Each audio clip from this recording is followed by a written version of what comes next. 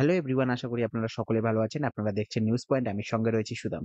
আজকে আমরা আলোচনা করব তৃণমূলের মধ্যে কিন্তু গোষ্ঠীদ্বন্দ্ব। সেই গোষ্ঠীদ্বন্দ্বের কিন্তু সমাপ্ত হতে চলেছে। সমাপ্ত কতদিনে হবে সেটা আমরা এখনো পর্যন্ত জানি না। কিন্তু এখনো পর্যন্ত মমতা ব্যানার্জি কিংবা তৃণমূল দলের পক্ষ থেকে আরাবুল ইসলামকে বহিষ্কৃত করা হয়েছে। সাথে শান্তনু সেনকেও বহিষ্কৃত করা হয়েছে। শান্তনু সেনের ব্যাপারটা আলাদা, সেটা আমরা আগের ভিডিওতে আলোচনা করেছি।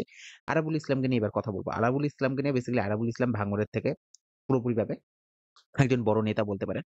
এই ভাঙড় যেখানে আমরা প্রত্যেকবার ভোটের সময় দেখতে পারি গুলি চলছে, সেখানে মারামারি চলছে, এইসব চলছে। তো সেই ভাঙড়কে সাইডে রেখে আমরা এখন প্রশ্ন উঠছে, সেটা হচ্ছে তৃণমূলের মধ্যে গোষ্ঠীদ্বন্দ্ব। এই আরাবুল ইসলামের সাথে শওকত মোল্লা দুজনের মধ্যে কিন্তু পুরোপুরি একটা গেম চলছে। ওকে, গেম অফ থ্রোনস, কে বসবে কে থাকবে।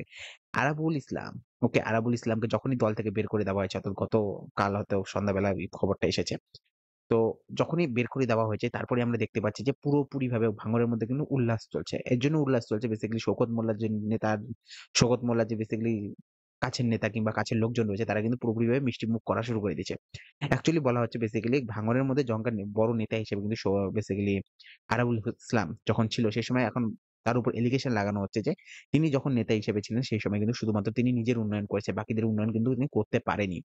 তো শওকত মোল্লার লোকজন কিন্তু প্রচন্ড খুশি এবং শওকত মোল্লাকে হয়তো এখন নেতা হিসেবে তুলে ধরা হবে। কারণ আমরা দেখতে পেরেছি শওকত মোল্লা এবং আরাবুল ইসলাম দুজনের মধ্যে দুজনেই কিন্তু তৃণমূলের লোক ছিল এবং দুজনের মধ্যে কিন্তু গোষ্ঠীদ্বন্দ্ব চলছিল। এরপরে কথাবার্তা কিন্তু মমতা ব্যানার্জির কানে পৌঁছে এবং মমতা ব্যানার্জি শেষ পর্যন্ত কি করে, আরাবুল ইসলামকে দল বিরোধী কার্যকলাপের জন্য কিন্তু তাকে বের করে দেওয়া হয়। হয়তো মনে করা হচ্ছে যে এই আরাবুল ইসলাম যে রয়েছে সে হচ্ছে বেসিক্যালি অভিষেক ব্যানার্জির ঘনিষ্ঠ এবং বেসিক্যালি বিজেপির সাথে তার কথাবার্তা ছিল, ওকে, মানে সম্পর্ক ছিল বিজেপির সাথে। সেজন্য কিন্তু তাকে দল থেকে বের করে দেওয়া হয়েছে। অপরপক্ষে যদি আমরা দেখি শওকত মোল্লা, তারও কিন্তু জনপ্রিয়তা খুব বাড়ছে এবং শওকত মোল্লাও কিন্তু ভবিষ্যতে দেখা যেতে পারে সেখানকার ভাঙড় থেকে বড় নেতা উঠে আসছে।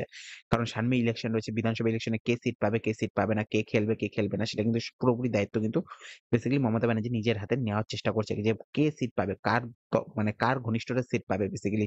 সেটা হয়তো হতে পারে মমতা ব্যানার্জির ঘনিষ্ঠদের বেশি সিট দেওয়া হচ্ছে কিংবা অভিষেক ব্যানার্জি ঘনিষ্ঠদের, যার হাতে শক্তি বেশি সেই কিন্তু পুরোপুরি খেলার চেষ্টা করবে। আমরা এর আগেও দেখেছি মমতা ব্যানার্জি বলেছে যে আমার কথাই দলের মধ্যে শেষ কথা এবং প্রথম কথা এবং শেষ কথা। এর বাইরে কিন্তু কোনো কথা হবে না। আমার ডিসিশনই শেষ ডিসিশন। মানে আমি একবার কমিটমেন্ট করে দিলে সেটা কিন্তু আর ভাঙা যাবে না। ওকে? সেই জায়গা থেকে আমরা দেখতে পাচ্ছি যে পুরোপুরিভাবে কিন্তু একটা গোষ্ঠীদ্বন্দ্ব সৃষ্টি হয়ে যায়। বেসিক্যালি তাজা নেতা এখন বলা হচ্ছে, বিভিন্ন খবরে ছাপানো হচ্ছে যে একসময় যে একদম তরতাজা নেতা ছিল বেসিক্যালি আমাদের আরাবুল ইসলাম, সেই আরাবুল ইসলামকে বর্তমানে দলের মধ্যে গদ্দার ঘোষণা করে দেওয়া হয়েছে। এইসব বিষয় সব চলছে কিন্তু বর্তমানে সবচেয়ে বড় খবর যেটা হচ্ছে সেটা হচ্ছে ওয়েস্ট বেঙ্গলে ২০২৬ যে ইলেকশন ঘটবে, ওকে, ২০২৬ এর বিধানসভা ইলেকশন রয়েছে। সেই বিধানসভা ইলেকশনের মধ্যে কে জিতবে, কে হারবে সেটা কিন্তু সবচেয়ে বড় মুখ হয়ে দাঁড়িয়েছে। ওকে? মুখ হয়ে দাঁড়িয়েছে সেটা আলাদা ব্যাপার রয়েছে। কিন্তু এখনো পর্যন্ত আমরা যে জিনিসটা বলতে পারি সেটা হচ্ছে দলকে ঠিকভাবে সাজানো। দলকে ঠিকভাবে সাজানো কিন্তু একমাত্র দলনেত্রীরই কাজ। আমরা এমন দেখতে পাচ্ছি যে মমতা ব্যানার্জি কিন্তু দলটাকে খুব সুন্দরভাবে সাজানোর চেষ্টা করছে। আর এই সাজাবেও বা না কেন? ওকে? এই সাজানো না সাজানোর পিছনে কিন্তু একটা কারণ রয়েছে। ওকে? এতদিন আমরা দেখেছিলাম দল একবারে নরমাল চলছিল। কারণ যেহেতু এতদিন ইলেকশন আসছিল না। তার মধ্যে আমরা দেখেছি কোভিড ছিল। ২০২১ এ যেহেতু মমতা ব্যানার্জি জিতেছে সেই সময় কোভিড ছিল। কোভিডের পর আমরা দেখতে পেরেছি পুরোপুরিভাবে একটা আরজি করের মতো বড় ঘটনা হয়ে গেল। তারপরেও কিন্তু তৃণমূলের কিন্তু একটা ফ্যান ফলোইং এর পিছনে কিন্তু একটু মানে ঘাটতি দেখা যাচ্ছিল। এরপরেও দেখতে পেয়েছিলাম আমরা দলের মধ্যে থাকা লোকজনই কিন্তু দলের বিরুদ্ধে কথাবার্তা বলছে। সেটা শান্তনু সেন হোক কিংবা বাকিরা যারাই হোক না কেন। তারপরে আমরা দেখতে পেয়েছিলাম যে ভাঙনের মধ্যে এরকম একটা অরাজনৈতিকতা সৃষ্টি হয়েছে। সেখানে গোষ্ঠীদ্বন্দ্ব সৃষ্টি হয়েছে। এর লোককে মারছে, ওর লোককে মারছে। মানে নিজের দলের মধ্যে মারামারি শুরু হয়ে গেছে। তারপরে আমরা দেখছি কথাবার্তা মমতা ব্যানার্জির কানে পৌঁছেছিল। মমতা ব্যানার্জির কানে পৌঁছানোর পরে কিন্তু আমরা দেখেছি শওকত মোল্লা বেসিক্যালি আর হচ্ছে আরাবুল ইসলামকে দুজনকেই ডেকে পাঠানো হয় এবং ডেকে পাঠানোর পরে দুজনের সাথে কথাবার্তা বলা হয় এবং শেষ পর্যন্ত শওকত মোল্লাকে কিন্তু বেসিক্যালি দায়িত্ব দেওয়া হয় ভাঙড়ের এবং হচ্ছে বেসিক্যালি যে আরাবুল ইসলাম রয়েছে তাকে কিন্তু দল থেকে বহিষ্কৃত করা হয়। হ্যাঁ, হতে পারে মমতা ব্যানার্জি হয়তো এখনো চাচ্ছে না যে আমাদের যত মানে তৃণমূলের মধ্যে যতটা বেসিক্যালি ফ্যান ফলোইং রয়েছে সেই ফ্যান ফলোইং যাতে কমে না যায়। ওকে? হতে পারে তৃণমূলের ভুলের কারণে বিজেপি নিজের সিট সংখ্যা বাড়াতে পারে কিংবা হচ্ছে আপনি যদি লক্ষ্য করে থাকেন সেক্ষেত্রে সিপিএম এখনো পর্যন্ত 0 রয়েছে, কংগ্রেস 0 রয়েছে। হতে পারে তারা ১-২ টা সিট বের করে নিয়ে আসতে পারে। সেক্ষেত্রে কিন্তু সমস্যা দেখা যাবে। বিধানসভাতে এখনো পর্যন্ত না সিপিএম এর লোক রয়েছে, না কংগ্রেসের লোক রয়েছে। শুধুমাত্র বিজেপির লোক রয়েছে এক পাশে, আরেক পাশে রয়েছে তৃণমূলের লোক। ওকে? তৃণমূল মানে পুরোপুরিভাবে ছাপ্পার ফাড় ভাবে কিন্তু জিতে আসার চেষ্টা করছে। এবং মমতা ব্যানার্জি এটাও জানে যে যারা অভিষেক ঘনিষ্ঠ রয়েছে কিংবা যারা অভিষেক ব্যানার্জির আন্ডারে কাজ করছে তারা কিন্তু পুরোপুরি ভালোভাবেই জানে যে অভিষেক ব্যানার্জির মুখ দেখে কিন্তু জনগণ তৃণমূলকে ভোট দিবে না। ওকে, তৃণমূলকে মাত্র জনগণ ভোট দেয় শুধুমাত্র মমতা ব্যানার্জির মুখ দেখে। ওকে, মমতা ব্যানার্জি হলো এখানকার সর্বেসর্বা। মমতা ব্যানার্জি ছাড়া কিন্তু তৃণমূল ভোটে জিততেই পারবে না। ওকে, আর বিজেপির মধ্যে এটা একটা খবর ভালো করেই প্রচলিত রয়েছে যে মমতা ব্যানার্জিকে যদি সরানো যায় তবেই কিন্তু পুরোপুরিভাবে জিতে আসতে পারে বিজেপি। তাছাড়া কিন্তু জিতে আসতে পারবে না। কারণ যদি মমতা ব্যানার্জির সমকক্ষী এখনো পর্যন্ত কিন্তু কোনো বড় নেতা নেই। বিজেপির মধ্যে কোনো একজন নেতা নেই যে হচ্ছে বেসিক্যালি মমতা ব্যানার্জির সামনে দাঁড়িয়ে বলবে যে আমি মমতা ব্যানার্জির সমকক্ষী। বিজেপির মধ্যে না কোনো নেতা রয়েছে যারা পুরো খাটাখাটনি করে এসেছে, কিংবা আপনি বলতে পারেন যে বিজেপির মধ্যে এমন কোনো নেতা আছে যার মুখ দেখে লোকজন ভোট দেওয়ার চেষ্টা করে। কেউ নেই। ওকে।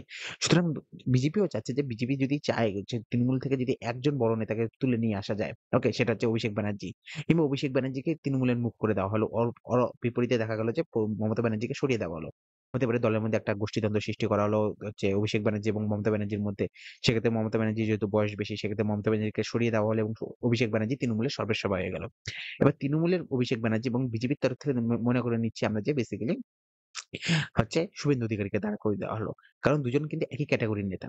শুভেন্দু অধিকারীর জনপ্রিয়তা তমলুকের মধ্যে, অভিষেক ব্যানার্জির জনপ্রিয়তা ডায়মন্ড হারবারের মধ্যে। এবার দুজনকে যখন দাঁড় করিয়ে দেওয়া হবে সেক্ষেত্রে দেখা যাবে যে ২ জনের মধ্যে কিন্তু একটা ফাইট হবে এবং জনগণ কিন্তু তখনকার জনগণের কাছে কিন্তু একটা মানে অমীমাংসিত বিষয় দাঁড়িয়ে যাবে যে আমরা ভোট কাকে দিব? কারণ মমতা ব্যানার্জি যদি না থাকে সেক্ষেত্রে তৃণমূলকে দিব না বিজেপিকে দিব? তৃণমূলকে তো আমরা অনেকবার ভোট দিলাম। সেক্ষেত্রে তৃণমূলকে না দিয়ে এবার এবং বিজেপিকে দিয়ে দিলাম। হতে পারে বিজেপি হচ্ছে নিজের বেসিক্যালি সিবিআই যে রয়েছে, ইডি রয়েছে সেইসব ইউজ করে তৃণমূল থেকে বড় নেতা তুলে নিয়ে আসা হলো। সেক্ষেত্রে দেখা গেল বিজেপি জিতে গেল। ওকে, বিজেপি এভাবে আসার চেষ্টা করতে পারে।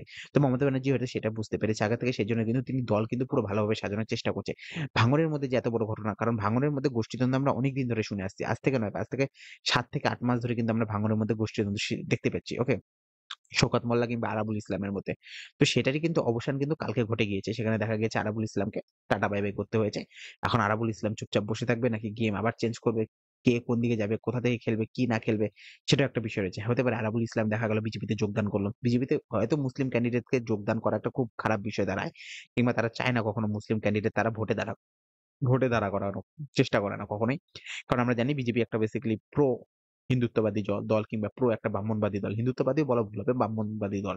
কারণ হচ্ছে বেসিক্যালি বিজেপির মধ্যে কখনোই কিন্তু নিচু ধর্মে যারা রয়েছে তারা নিচু জাতি যারা রয়েছে তারা কোনো চান্স পায় না। কারণ বিজেপি আগের থেকে কিন্তু আরএসএস এর মতো মতবাদে চলার চেষ্টা করে। সেক্ষেত্রে কিন্তু আপনারা দেখেছেন যে ডক্টর বি. আর. আম্বেদকর কখনোই কিন্তু আরএসএস কে প্রাধান্য দেয়নি। তিনি বলছেন যে আরএসএস হলো একটা বেসিক্যালি ব্রাহ্মণবাদী দল। সেখানে ব্রাহ্মণদের সর্বেসর্বা রয়েছে, উঁচু বংশের যারা রয়েছে তারা রয়েছে।